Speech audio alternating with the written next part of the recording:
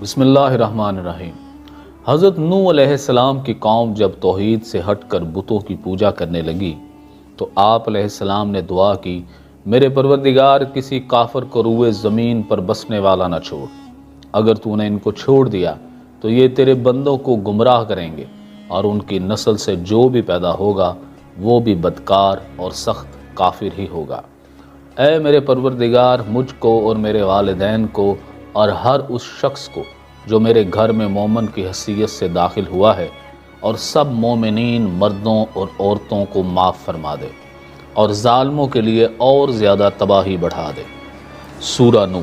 حضرت نوح علیہ السلام کی دعا بارگاہ الہی میں قبول فرما لی گئی اور اللہ تعالیٰ نے ان کی طرف وحی نازل کی۔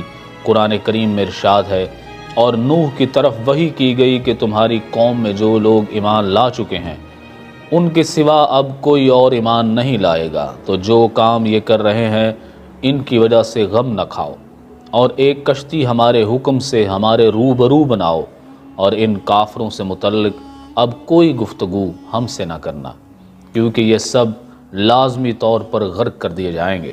سورہ ہود آیت 36 سے 37۔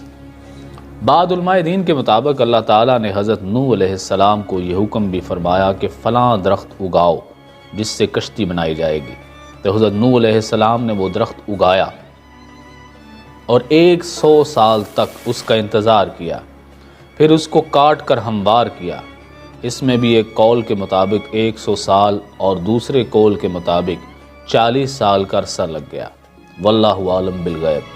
محمد بن اسحاق حضرت ثوری سے نقل کرتے ہیں کہ وہ لکڑی ساگوان کی تھی، اور دوسرے قول کے مطابق وہ صنوبر کے درخت کی تھی۔ حضرت ابن عباس سے مروی ہے کہ اس کشتی کی لمبائی 1200 گز اور چوڑائی 600 گز تھی۔ ایک اور قول کے مطابق لمبائی 2000 گز اور چوڑائی 100 گز تھی۔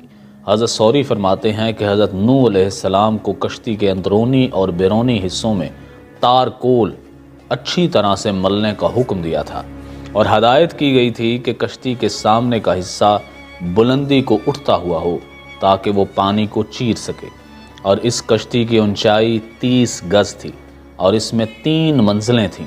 کشتی کے اوپر ایک ڈھکن تھا جس سے وہ بند کر دی جاتی تھی۔